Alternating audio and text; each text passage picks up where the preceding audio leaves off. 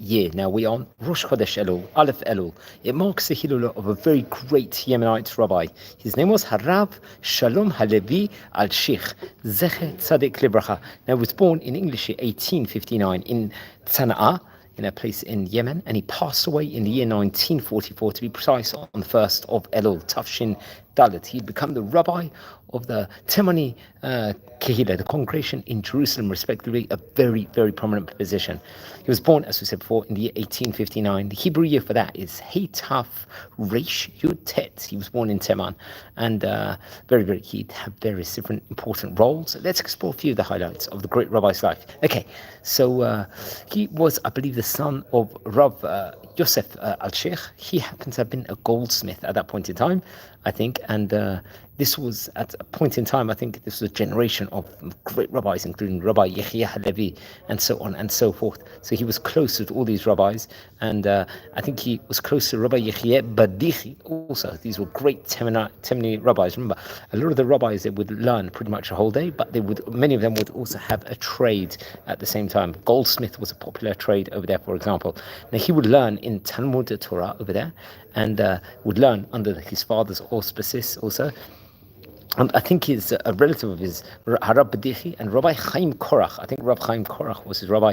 Now, we spoke about the famous Korach rabbinic dynasty, and especially Rabbi Chaim Korach on previous videos, various occasions before. He would actually be working also, I think, maybe connected to the string business, the silks business also. He was also, I think, a shochet and a mohel. A shochet is a rabbi that would perform kosher slaughter, and the mohel is a rabbi that would perform brit milot, circumcisions also. So he took on various different important positions in Yemen at that stage in time. I think come what the year 1888 it was, he would have been just under 30 years of age. At that point in time, I think they would try to make Aliyah to Eretz Yisrael. Many people from Yemen would go right at the end of the 19th century. And I think they would actually arrive to the port over there. But I think the Ottoman ruler or someone in a governmental position of the Ottoman Empire, I think he stopped them, and they would have to return to Sana'a. So that obviously would take a huge amount of toll. And he'd actually, I think, have to return to Yemen at that stage in time. But I do think he will actually end up visiting Eretz Yisrael, if I'm not mistaken.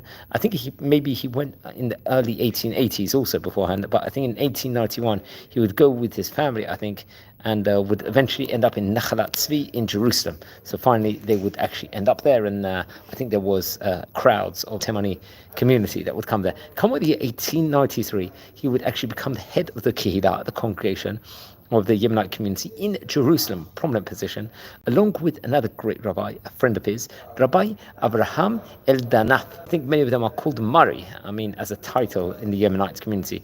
And I think he would be there for many years. I think he'd head the community, I think specifically between 1908 until he passed away. So Rav Alshich and Rav Al-Nadef, they were very much working within regards to helping, I think, people make Aliyah. There was a big Zionistic movement at that stage in time in the congregation. I think it was called Knesiyah HaGdolah. I think it was based in Zichron Yaakov, if I'm not mistaken, around the year 1903. And really much, I think it was... this is at the time period of early 20th century, way before the state was formed, about 45 years before. And he was, I think there was a very strong religious community there at that stage in time, but at the same time, a strong religious, let's say, Zionist community, many of the people were. So he would learn in various different great, famous yeshivot in Jerusalem, including the famous yeshiva, the Kabbalistic yeshiva called Yeshivat Bet El. And also another yeshiva, Yeshivat Chesed El, very prominent places. I think he would partner and help with establishment of various different yeshivot over there, including Torah Or, and another yeshiva called Torat Moshe. This was for, I think, predominantly the Yemenite congregation over there. He would actually help, I think, assist, I don't know how, maybe he would be one of the founders of Yeshivat Rehovot Hanahar, along with famous Kabbalist Rabbi Chaim Shaul HaKohen Dweck. Was a great rabbi at that point in time. And our friends, remember, we already recorded a video with regards to the famous Yeshivat Rehovot Hanahar on various. We did a long feature, I think, maybe 2-3 months ago. I think it was before the month of Tammuz, if I'm not mistaken. But I'll leave you all to check that video over there. In 1904, he would helped establish, along with various other people, the Shivat Zion organization over there. I think this would be around the area of Nabi Small, if I'm not mistaken, in that point in time. He would write various different poems, tefillot, prayers and poems using Jewish poetry over there, and really, I think, using Kabbalah also, and the Torah, respectively, for the congregation. Beautiful, beautiful ones at that point in time. Remember, many of the great Sephardi Rabbanim of yesteryear were very into poetry, and he would, I think, describe specifically in the poems about how the Yemenite community, they would actually come to Eretz Yisrael at that stage in time. And many of them, I think, would actually settle in Jerusalem and in Jaffa also. And that's very interesting. He would write writings on that.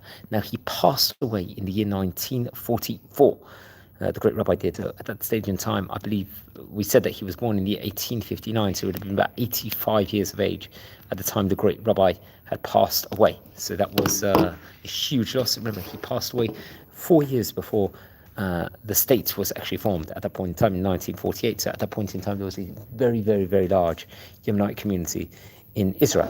And I think he was buried in Har Zaytim. This is the Mount of Olives burial plot, we call that. I think he was also the head of Jewish court there, as they call the Rosh Ab Bet Din over there, of the Yemenite congregation in Jerusalem, very prominent position. I think afterwards, the rabbi that will fill his place was Rabbi Yechiel Abahel, a very great rabbi who we mentioned about also before. I think there was other great rabbis, I think, among his family. Rabbi Alshich was a great rabbi, a great educator, a man of the congregation, especially of the Yishuv, and was part of Chaver, Asafat Nivcharim, Va'avad HaLeumi, respectively, he was. Now, it's actually interesting, he would leave some great Torah works also. Rabbi Alshich would. I think he's featured very much in the Aliyat Yehudi Teman Eretz Yisrael. I think in the book of Avram Yari, this was Masot Eretz Yisrael. I think it was actually published in Givatayim, if I'm not mistaken. Hotzat Masta, they would print it. I think in the year 1976. He's very much featured between the 640 to 650 pages. I think then there was a Divrei Shalom, which was Perush on the Shirei Haduan. This was printed in the year 1997, I believe. This great book was. So very, very great rabbi. And he was a Talmid of Rabbi Chaim Korach. He lived at a very interesting time period in Eretz Yisrael. He was 85 years of age when he passed away. And it's his Hilula today here on the 1st of Elul. So don't forget to light candles in his memory, friends. And please, friends, we are community. We're learning about the great rabbis of yesteryear. If you descend from any of the great rabbis we are speaking about, please send me an email. I would love to hear more information.